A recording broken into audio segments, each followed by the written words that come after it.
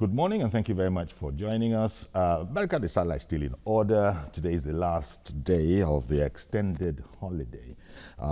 So people are taking it easy at home. We're very glad that many more people probably will be watching us as a direct result of that. Maybe not, but anyway, it's good to have you with us.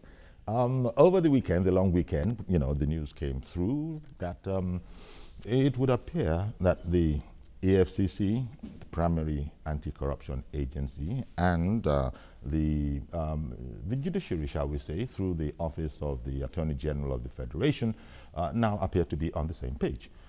Talking about high-profile cases, as they have been dubbed, being handled by the EFCC, the list of such now has been submitted to the Office of the Attorney General. So all of that is in order. Now the list, as you already probably know, is said to include, top-ranking judicial officers, including Supreme Court Justice, a High Court Judge, Court of Appeal Judge, and all of these are not the names that have been in the news in the recent past, perhaps recent and near distant past, that we already know. There's also been mention of the fact that legislators are on that list. There's even a currently serving minister, according to reports. None of these personalities were actually named, but now we have that kind of scope as to the kind of cases that were being handled by the EFCC, that it would appear the Office of the Attorney General was not aware of, or at least was in the dark of, or at least had not been formally notified of. Well, my guest this morning, Mr. Wahab Shitu, lecturer in law at the University of Lagos. Thanks, as always, for coming on the program. Thank you, Okiori. Indeed. And thank you very much. And Mr. Yemi Makpade, strategy and governance expert. As always, thank you very much for coming on the program. Good morning. Thank you. Happy holidays. Indeed. Let me start with you, if I may, Wahab. This whole business, as I said in the intro about, I just gave a number of options, whether the Attorney General's office, because I imagine that there's very little going on that in the law, landscape that the Attorney General's office will not be aware of. But that's different from being handed a list formally, being officially notified, and those kind of things. What do you think about this development? The first thing that would come to the mind of a layperson is, if both of them are concerned with the law and justice and fair play and all of those kind of sentiments, why was there something of a misunderstanding between them that would now have been resolved by this action being reported? Thank you. Let me first of all state very clearly that the two of them, or the two offices involved in the seeming controversy, are very passionate about the anti-corruption war of this government. The Attorney General of the Federation is very passionate about the anti-corruption war, and so is also the EFCC led by Ibrahim Mago. So both of them are very, very passionate, and both of them are very close and treasured by this administration. Okay. You will recall that the relationship of the Attorney General with the President is of long history. Again, the President, by virtue of the performance of Magu, is also placed with EFCC as presently constituted. So, looking at it from that perspective, one will see that, okay, there's no reason whatsoever where there should be any disagreement between these two. But again, we also must appreciate the fact that there may have been some communication gap, which ought to have been taken care of by the leadership of these bodies. There's no doubting the fact that the Attorney General of the Federation is the chief law officer of the Federation.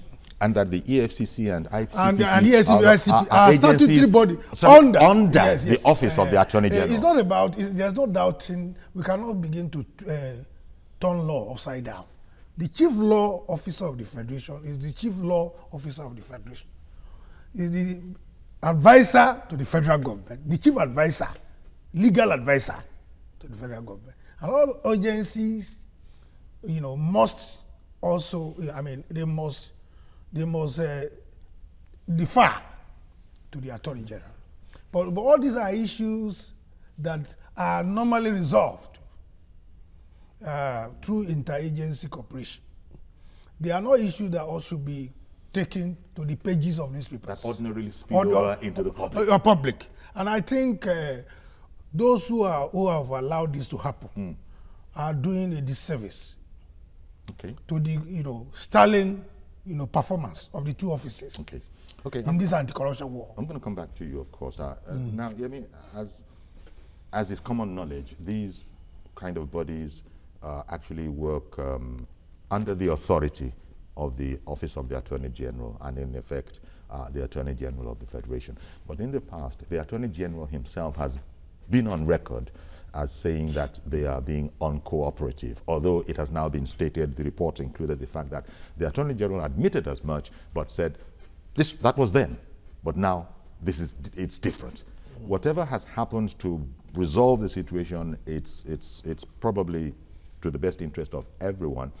But it does seem surprising. What do you think might have been the origin of, as Wahab said, those that might have perhaps inadvertently led to that situation? What might have been the motive? Because all of them should actually be on the same page, working under this administration that has prioritized fighting corruption, which is something that will interest the Attorney General. It will also interest, the EFCC, for example, and also maybe ICPC and any other agency similarly, mandated to fight corruption. Well, thank you very much. I think it's important that Mr. Shitu already laid it bare that what is in focus is not an interpersonal issue. There is nothing personal about it. But let me quickly add that interagency rivalry is not anything that is new to every system. Maybe rivalry may not be the right word, but there are times that you need to look at certain issues because of complexities that may arise. Now, going straight to your question. Well, sir, since you went there, I beg your pardon for interrupting you.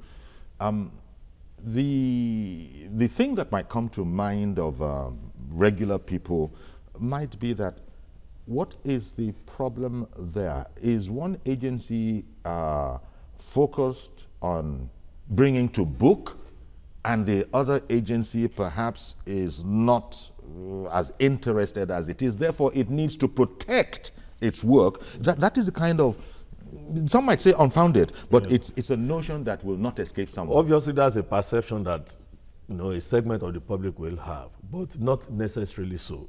It could actually be an issue about the modus operandi.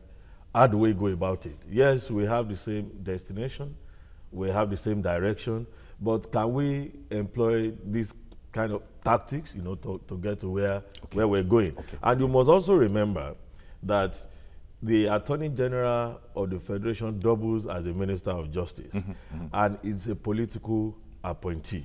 Now, when you place that side by side, an EFCC chairman that is there as a core professional, there might be some level of suspicion as to whether the Attorney General and Minister of Justice is not unduly exposed, to pressures from fellow politicians and the rest of them. Don't forget that this issue has to do with high-profile, possibly politically exposed people. And so those may be some of the issues. And then beyond the two elements, beyond the two heads of the agencies, there are structures in the system. It could also be a result of some level of distrust about what this information that is shared will eventually, or in whose hands it will eventually fall, and what they are capable of using it for. The Attorney General is not omnipresent. The EFCC chairman is not omnipresent. They all have people who are working with them.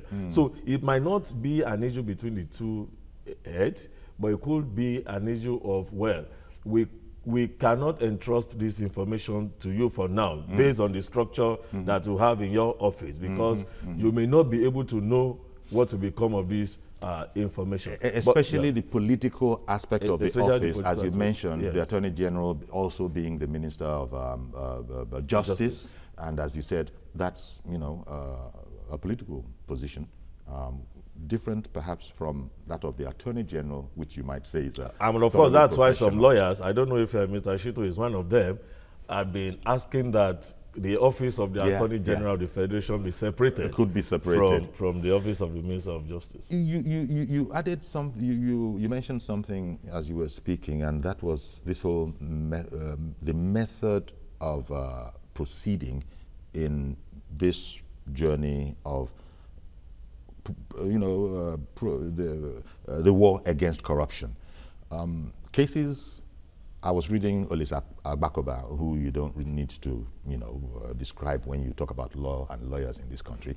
I was reading him over the weekend. Somebody had an interview with him, and his point of view on this particular issue I'm going to talk about was that, well, the EFCC will continue to lose cases for poor prosecution, and if advice is not professional advice is not sought, and watertight prosecution is brought to bear, then the way the law works, never mind people complaining, and it will continue until that particular aspect of this is tightened up. Well, luckily, I am privy to the information that you are not a stranger to prosecutions by the EFCC. You have worked with the EFCC. No, I'm still working. You still work with the EFCC. You teach. I'm still prosecuting for EFCC. You're still prosecuting for them, and you teach law. And with all sense of modesty, I have also recorded a number of convictions for EFCC in the few cases assigned to me. In the same way, some other lawyers have also recorded similar successes. Okay. But the point being made by... So is it a sensitive point being made by Olisa Agbakoba then? The point being made by Olisa Agbakoba, SAN, eminent Olisa Agbakoba, is very apt. You see, until we begin to treat this issue of anti-corruption war as a national crusade, we have to bring all our best on the table in terms of resource materials, because nobody has monopoly of knowledge. When you are talking of the legal profession or law, you have to contend with knowledge, you have to contend with experience, you have to contend with exposure. And you also have to contend with skills. Skills. And these differ from council to council. For instance, you cannot compare the kind of skills I have with this kind of skills that the likes of Olisa Agbakoba will have. And I can't probably compare you understand me? With the level of skills of those lawyers Agbakoba referred to as kobo lawyers. Yes. So yes, you understand me? Olisa Agbakoba is very eminent, and the views he expressed, which I also read, can hardly be faulted.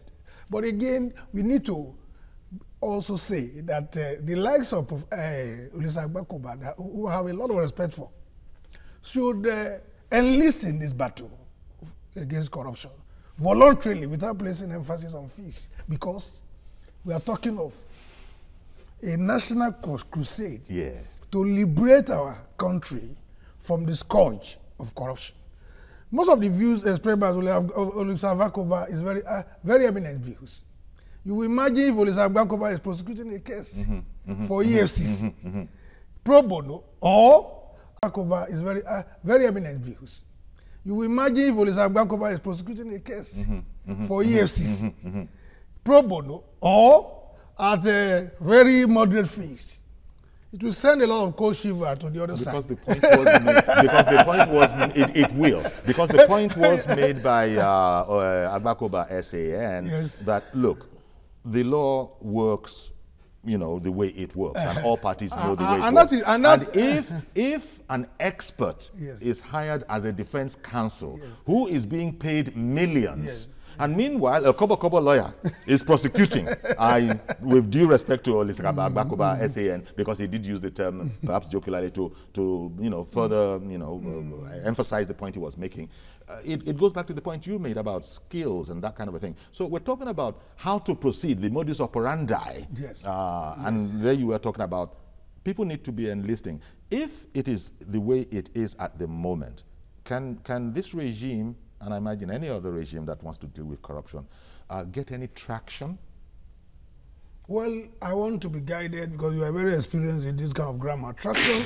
That is traction in terms of making advances in this war against corruption, as opposed to losing cases. Because Agbakuba SAN did bring up the point that, look, people are accused of stealing billions.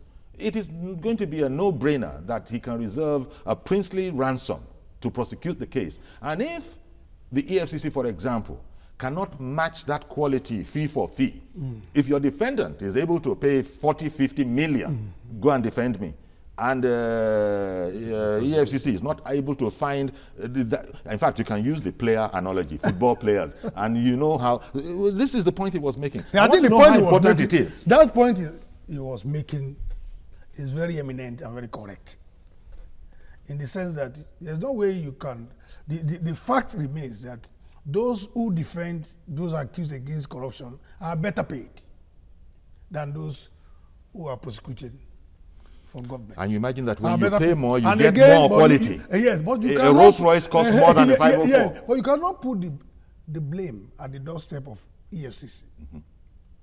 Now, the question we should ask is EFCC properly funded to be able to hire the best lawyers in terms of fees?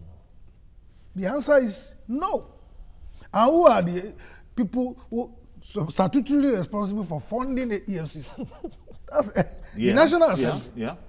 Is sufficient funds being appropriated? So somebody like a Mago will be careful and work with the available resources in order to be able to save costs and be able to deliver. So most times, what EFCC does now is to make use of in-house lawyers. And I must confess, these in-house lawyers are doing a yeoman's job. They are doing very well. It's just that in some cases, you might say that they are overwhelmed. Yes. With the number of, but they are posting a lot of convictions on a daily basis, even far, far better than those hired presently as external lawyers.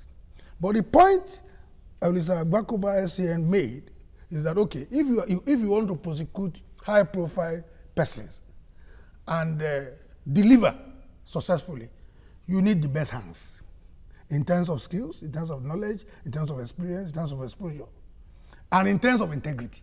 Okay. And that's very crucial because all these processes we are talking about, investigation, prosecution, adjudication, any of those processes are capable of being compromised, depending on the character involved. So the point he made is very important, and that is why, again, you have to also agree with the Attorney General that, okay, if at the end of the day losses are secured by EFCC or some other agencies and that the blame will come to the administration, then we should know what is going on. What is going on. Yes. And that is why the Office of the Attorney General ought to be regularly briefed.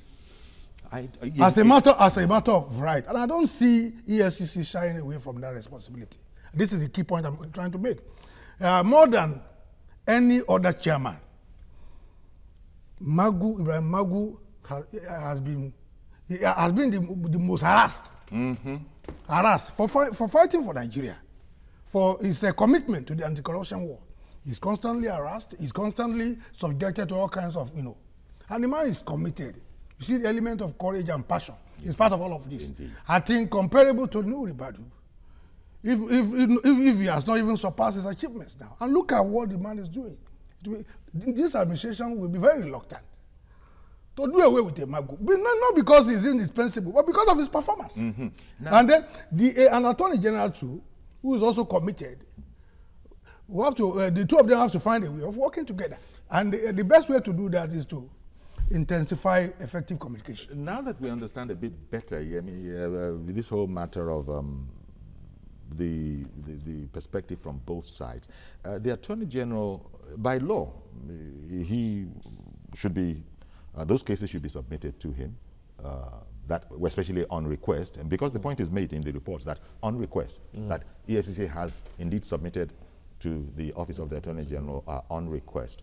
We talked about some of the apprehensions, whether they are well-founded or not, that might be in the minds of some as to why there has been reluctance in the past. But now that we've got there, the point that Wahab is making, that, look, at the end of the day, EFCC is limited. I go back to the Olisa Bakoba interview again, where the point was made excellently, and I think as I just said, let's face it, although he probably meant no disrespect, but between lawyers who are paid millions and millions in fees and lawyers who can only be paid quote unquote kobo pennies, there's a difference between a Rolls Royce and a Peugeot 504. The funding,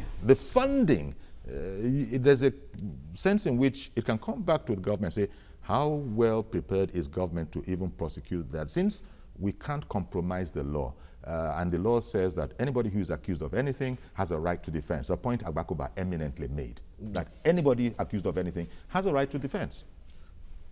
That's very true. And like Wahab said, I mean, we've had instances where EFCC arraigns a suspect and it comes with a team of 10 senior advocates. It's up to 30. 40 other senior lawyers. I think one judge has said that stop all those pantomimes. I mean, it's part of it. I mean, in football, you talk about mind games.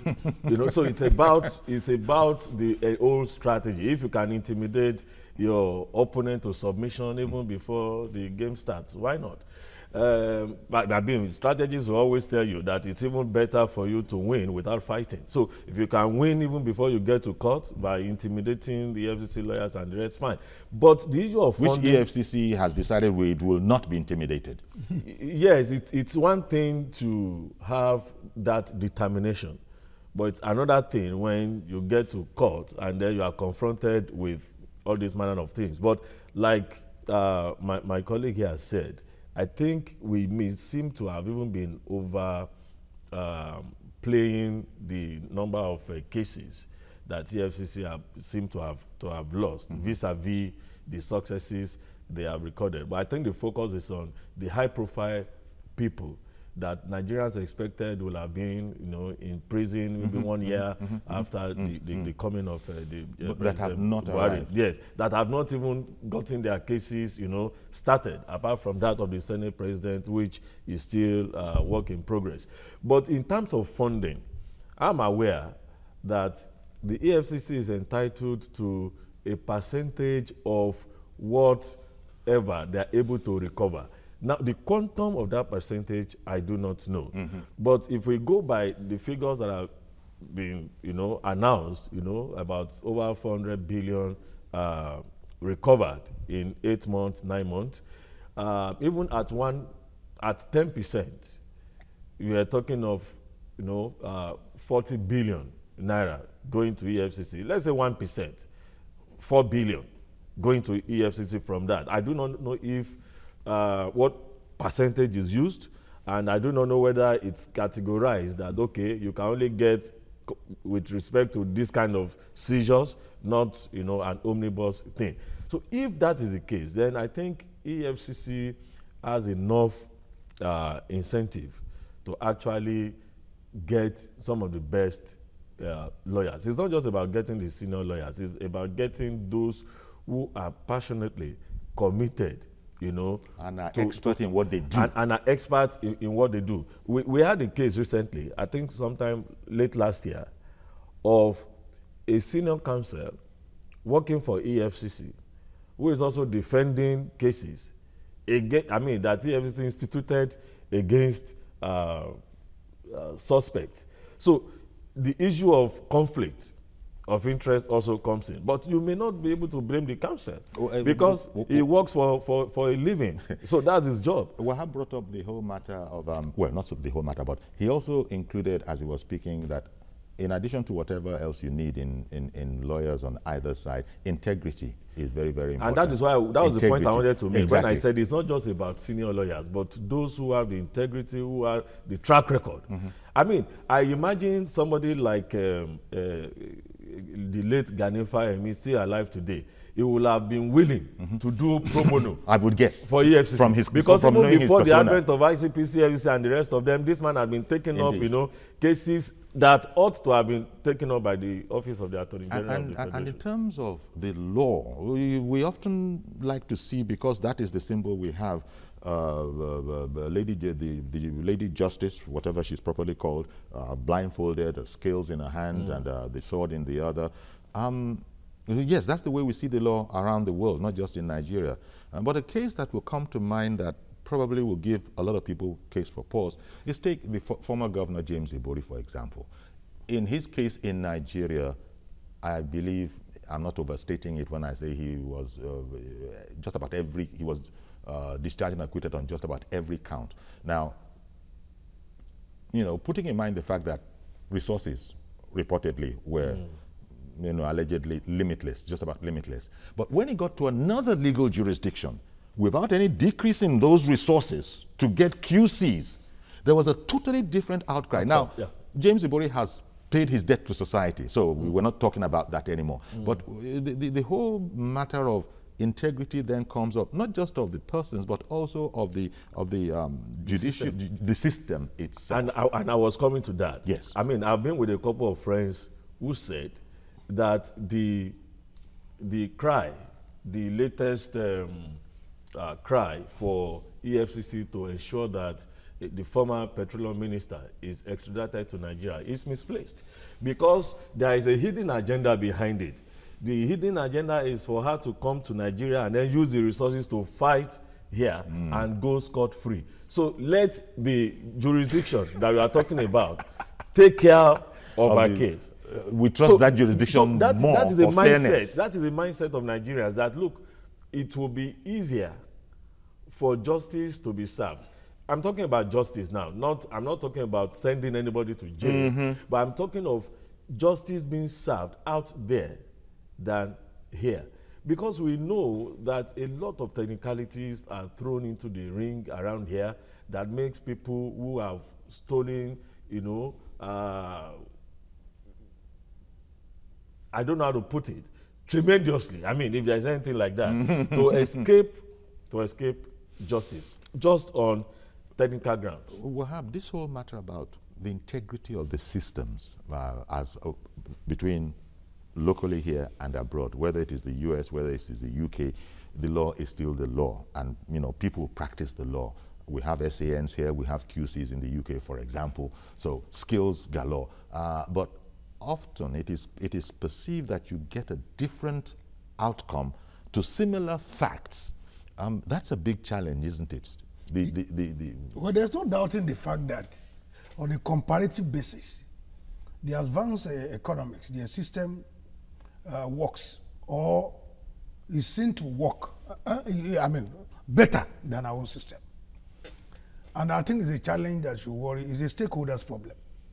Some people are quick to say to blame it on the judiciary. That is unfair. I think all of us are indicted for this problem. The investigating officers, whether police or... Start from there. Yes. Who are investigating, whether as police officers or even anti-graft agencies. So, when they investigate, there could be elements of compromise even at that level. The prosecutors, those of us who are prosecuting, there could also be semblance of, compromise, even at that level. And even so is the educatory, stage of the proceedings. So all of these stages are capable of being compromised, depending on the quality of characters who are involved. So integrity then becomes a very big issue. Again, if you look at the system there, they are prepared to spend billions to to prosecute a case of 100,000 naira. Okay, for the principle. The principle that what matters is not the amount of resources spent, but the deterrence factor. They want to arrive at that destination. They don't care. And emphasize the integrity of the system. Of the system.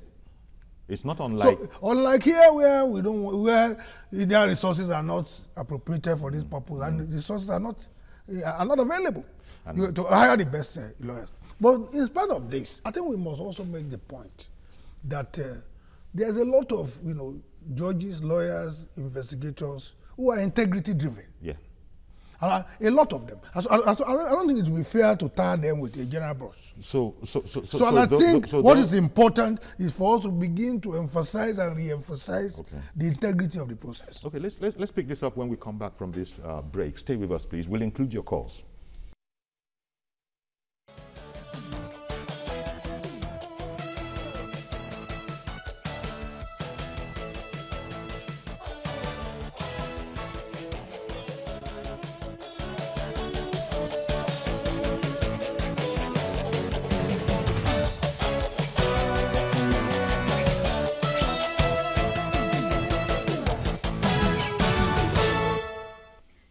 welcome back, and thank you for joining us if you've just arrived. Now, we're looking at the new reality. The Economic and Financial Crimes Commission and the Office of the Attorney General would appear to be on the same page. You know, when the Office of the AGF asks for lists of cases being worked on by the EFCC, it is now getting it. But does this mean that there's going to be an increase in the pace as far as the fight against corruption goes? Does it mean it's going to be more effective? That exactly is what we're talking about now, and we'd like to take your perspectives on it as well. A case where defendants have limitless funds to hire the best legal minds, and that is not disparaging people, lawyers who work with the EFCC, but perhaps they are not, they don't have the same kind of funds, and this might possibly, you know, affect the cases. It's an issue that you've indicated government really has to, you know, ponder and see what can be done about that. I don't believe that you can put a limit on the amount that a defendant can spend. It's not like politics where you can put a limit. So this is a problem. This might be a problem. I think the agencies, anti-graft agencies, ought to be properly funded. And that funding is going to have to be approved by the National Assembly. Yes, yes. And that funding must not take care of just fees, including the welfare of those who are involved in this business, because life at risk. One moment, please. Let me bring in Reverend Dominic. Good morning, Dominic. Good morning, Yori. Thank you for calling in. Good morning to your two guests there. Good morning. Please, Yori, I beg to disagree with the senior advocate, Olisa Abakoba. The reason is this: if Ghani was alive or is alive today, Ghani, if is convinced that the senior president was guilty or is guilty, Ghani could have thrown his wings to defend, the Nigeria for justice. But Olisa Abakowa, who is a multi-millionaire, relaxed and watched that shenanigan pass away. Let me say this again. If we have 1 million big men lawyers, as long as Nigerians have not come to understanding or in agreement that this crime must fought headlong, as long as the judges, the lawyers, the police, the journalists, all Nigerians, like the China, have not come to say that corruption is spilling in our own language, and we must fight it. 1 billion billionaire lawyers will not fight it. Let me give another example. The Sadiki case, if we say it was not a good, prosecution, we try to be unfair to Rotimi Jacobs. That man was so thorough. It was APC who withdraw at the last minute that they will not remove Saraki to cause them more pain because Buhari is sick. It was not prosecution. The prosecution was fair. The prosecution was true. It was APC. It was the politicians. As long as we are doing politics with these prosecutions, we cannot go anywhere. And I want to make this suggestion, sir. Now we have got the woman she said inside the money and her estate. Can we turn that estate to, corruption estate, corruption hospital Nigeria? To tell our children that sometimes we see this property. Okay. We're going to hospital. The money we took from her, 7 billion, is enough to fund the hospital. That Buhari will not go to London again for treatment. Thank you very much for calling in, Dominic. And let me just quickly say, in case you've just joined us, he mentioned Olisa Abakoba SAN. That's because we happen to just touch on that briefly. We're not discussing Olisa Abakoba SAN, but you might have seen the weekend, the interview he granted a paper over the weekend. So he was relating to something in that. What we are looking at is the fact that things seem to be better, not as rocky, between EFCC and the Office of the Attorney General, and we're looking at how this will indeed improve the pace of successful litigation. Olisa Abakoba came up because he had made the point that what do you expect when you have expensive lawyers that probably go hand in hand with a high degree of skill, and as he had suggested, perhaps not as much experience with, and therefore commanding maybe a much lesser price. So that was the point that was made that referred back to Olisa Agbakoba that Reverend Dominic picked up upon, and is saying that he sees it differently, just to put all of that in perspective. Now, we have to just, what do we now do? Maazi Okoroafo, Barika de Salah. Good morning, Sayori. Good morning, our guest. Thank you for calling in. I greet you to all our Muslim brothers, and thank you very much. Indeed. When I saw you on Friday talking about Salah, I was so impressed. Or to our guests. Now let's get to the matters on the issue for this month. You see, this issue of power tussle, whether it's power tussle or not power tussle, will not bring a lasting solution to this country. Because President Muhammad Buhari has come and said one of his cardinal points agenda is to fight corruption. Now, when you are fighting, it's not like what, taking a horse to that educational psychology to the stream. You cannot force that horse to drink water. That is what I said. We have raised an important issue. Now, Mr. Joe, let me just tell the gospel truth. Believe me, I didn't know that Nigeria was rich like this. So it is Buhari government that made me to know that this country is very, very rich. That only 3 senators in Nigeria can pay, can sponsor all the state budget in this country. It's Buhari regime. And the same Buhari regime made me to know that this country, there are human beings that even if they die today, 40 years to come, their generation to come will continue eating Nigerian money. The same way, now, if this issue of fighting corruption did not come up with all these discoveries, how will we know? Now, what the question now is this: how do we continue sustain this fight? Is it when the two Attorney General and the AGF are fighting at themselves? Is that how it cannot, because now that now bring a demarcation. Now this demarcation, it is not there for Nigerians. Our lawyers.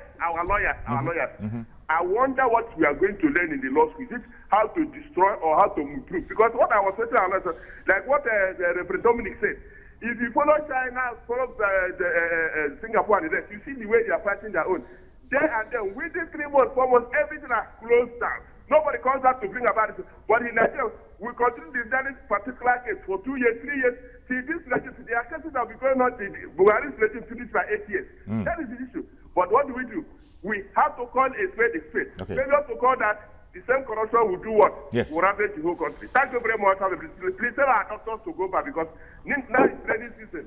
It's not good. And now they've asked you, if you have said how students are roaming about, it's not the best option for Nigeria. Thank you very much. Have a blessed day in Lagos. I will be short.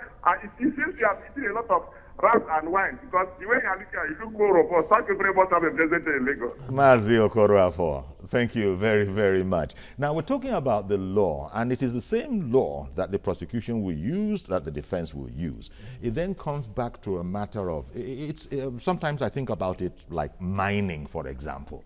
The guy who has more resources probably has a higher chance of either striking gold, or if it is oil or whatever, than the guy who doesn't have as much. So this whole business about resources and the ability to tap into resources, whether for the defense or for the prosecution, is going to continue to be important. So we can't, nobody can say that, well, the standards have to be lowered for the prosecutor.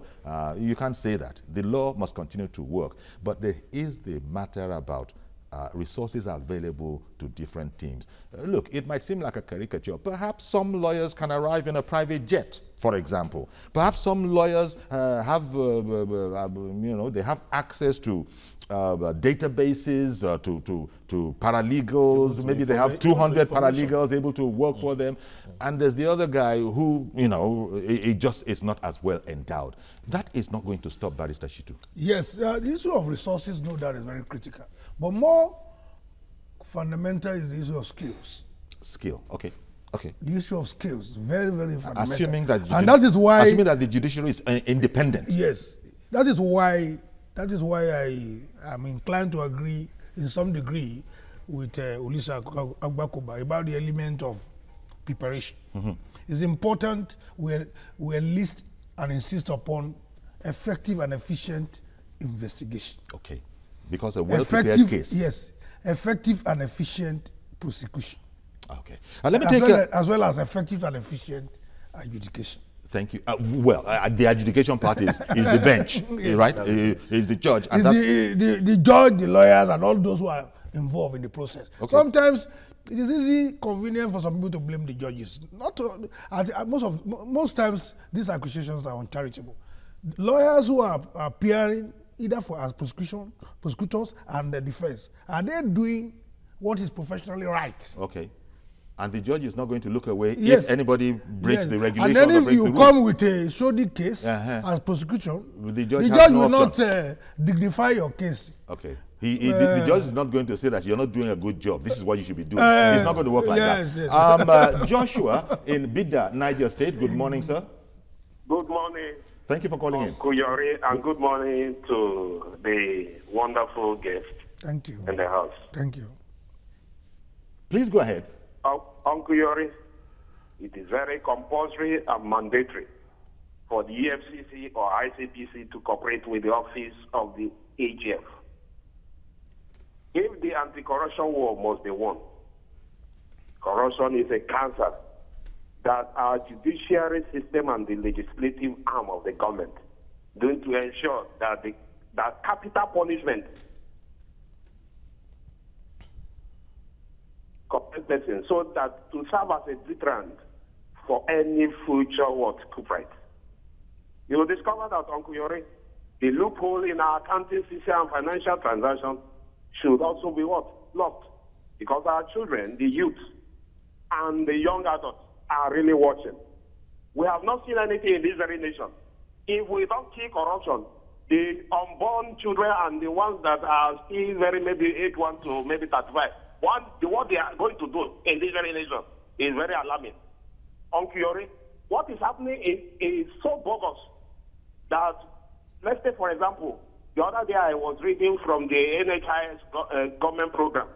There is a monumental corruption that is going on and that is why you see today now, you see the doctors are on strike. Are you getting it? What will the poor masses do? Maybe some... Well, thank you very much for calling in, Joshua. And I was looking for a way to get in that all that you have said, I guess just about every Nigerian, bar none, will be agreeing with you. However, it's how to get there. The law is the law, and the law must be followed. There's no, you can't escape that. And this is where the crux of the matter really is. In a sense, you can say access to the law and its processes is tilted in the favor of the guy who has perhaps limited resources. You hear it all over the world. It's not just in Nigeria. Wherever there's a serious case, oftentimes the more expensive lawyer, although I'm very, I'm careful as I'm saying that, but you know what I mean. Yeah. Usually we'll be able to do a better preparation job for the case. And when a case is immaculately prepared, the likelihood of success is very high. And that, I think, is the point that we're really talking about. Yeah. Because everybody wants this scourge of corruption to be taken out. And I don't think anybody wants the law bent. No, and that's the crux there. I think we cannot overestimate the importance of adequate funding. Now, we're talking about adequate funding here. We are not talking about matching what the defense is able to throw around. Because even in other parts of the world, in the United States, for instance, high-profile cases, high-profile cases attract high-profile lawyers. And in recent times, we've had several cases that were so obvious, but the judges and the jury, based on the evidence available to them, decided to be on the side, in quote, of the defendant. The O.J. Simpson case, we have been told time and time again that the judges are on the side of the evidence before them. That's exactly what I'm saying. Okay. Now, if you have a counsel who has sufficient resources to access information, you will be shocked that even a defense lawyer will be able to infiltrate the EFCC. There you go. Because of resources available to him. Let me bring Sunday in. Advantage. Indeed, sir. Sorry about that. Good morning, Sunday in VI. Hello. Good morning, Sunday. Yeah, good morning, sir. Please go ahead. Yeah, I have a contribution, sir. We want to hear it. No, I have a contribution for your program, sir. Go ahead, sir. Yes, what I'm saying is that we need to do something about our law. So what we need to do, National Assembly, they need to come together and make a law that anybody that rooted money should spend maybe 20 years imprisonment. There is no negotiation. So if we do that, if any lawyer is trying to defend that kind of person with the lawyer, they should spend like at least 20 years. In China, is a penalty of death. Okay, Sunday, I beg your pardon. Yes, Sunday. But the problem is it has to be proved first. You have to prove first that what you said indeed happened. Then it's a no-brainer. And that is where the trouble is. Is that proof available? And this is since nobody is going to mess with the law, it must remain where it is. So we're talking about the ability to prove what you said, Sunday.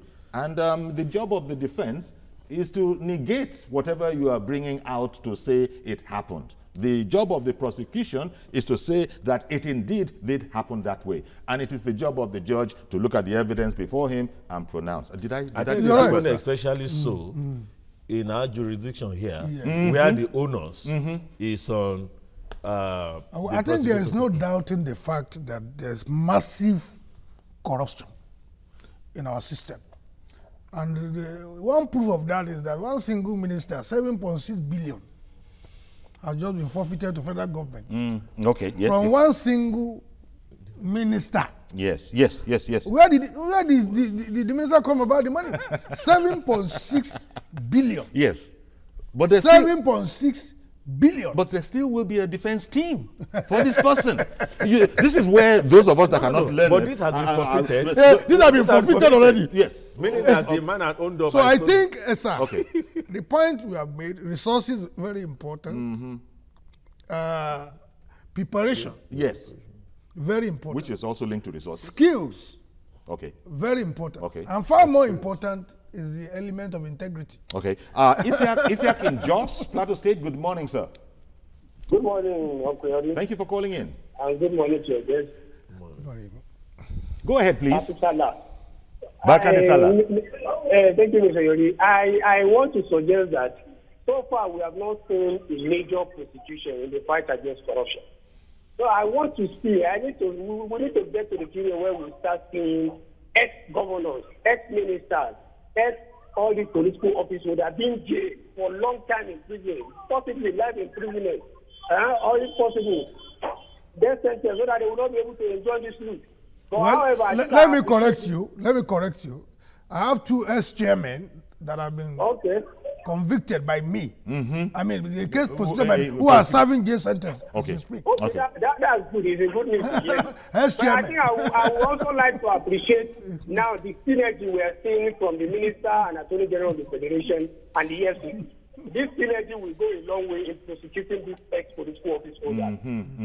But however, I still want to appeal to the Nigerian Bar Association to call their members into order, so that they will be able to be, at least they should be patriotic. It's not everything that is money, so that they will be able to, especially the senior advocates, so that they will be able to render their services to the EFCC if not for free, at a very subsidized rate, so that we're able to get, because these looters can afford as many signs as possible. These are people that have looted billions of naira. They won't mind to pass away with half of their loot for their lawyers.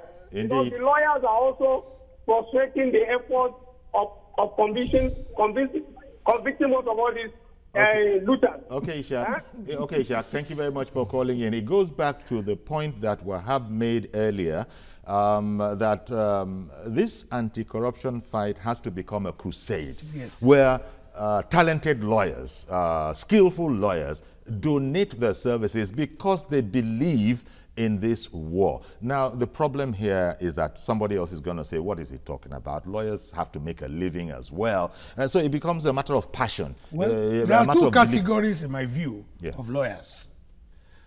lawyers who are equipped with the theory of change, and lawyers who are equipped with the theory of forestalling change. So the question you want to ask yourself is, what kind of lawyer are you? Okay. So if you are really passionate about change, about reforming your society, then the emphasis should not necessarily be on money. Okay, so now, Yemi, here, this now brings about the theoretical example that I'm coming up with of a lawyer actually being able to, maybe being a Ganefawemi of blessed memory now kind of a lawyer, to look away from a 500 million naira brief, a 1 billion naira brief, and say, my friend, I believe in this project, and you know, I'll go find someone else. Now, if you turn to the other foot, where the guys who are charged can't afford more than the quote-unquote kobo lawyers, and the prosecution has multi-million, a lawyer who will arrive on an air in his personal jet, the whole picture will change. Remember the president said back in the day that his apprehension is the whole judicial system, that is his worry. And I think the president must have been speaking knowing on the fact that the law is the law and we're going to have to follow the law, and everybody is entitled to whatever defense, to defense. Now that defense, some people will say, fine, I can afford a 1 billion naira worth of defense, and the other guy can't afford more than maybe 5 million, even if that quality of defense. Well, I think on this program we have established the importance of proper funding, adequate funding of the prosecution. We cannot belabor the matter. Yeah. But we have moved on. We have used the word crusade. Yes. Which is the fact that we have just been talking about the prosecutorial aspect of the fight against corruption. And even for that to succeed, intergovernmental agencies must cooperate to ensure that information are shared and to ensure that they are on the same page. And that is what this EFCC and the AGF's office has sort of initiated now. Then you can see that... Abu in Minna, I beg your pardon. Abu in Minna, good morning, sir. You're our last caller. Yes, good morning. Good morning. Yes, I want to appreciate the EFCC, especially the Attorney General of the Federation. Hello? We can hear you. Yes, I want to appreciate EFCC and the AGF office for this collaboration, for joint effort. But my question goes to this, to the eminent Agbakoba. It seems Agbakoba is not, I don't know if he's really in our support to fight corruption. Well, sorry, sir, I don't want you to go too far down that road. I did bring it up myself because I read the article.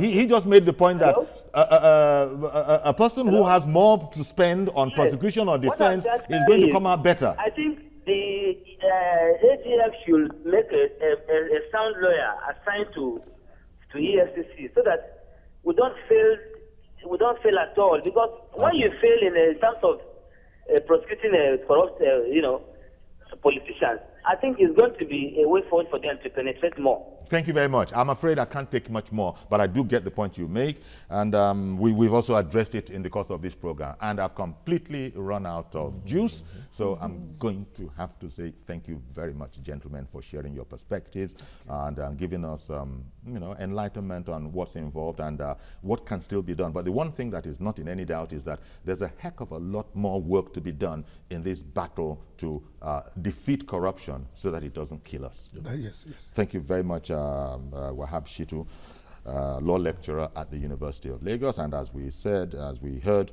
also a prosecutor for the EFCC, among other notable clients. Thank you very much, sir. Pleasure. And also to you, Yemi Mapadiron, strategy and governance expert. Thank you, sir, for sharing your perspectives. My pleasure once again. Thank you. That's our program. Join us tomorrow for a fresh edition at 10:30. I'm Yori Folani. I'll be back, God willing. Bye-bye for now.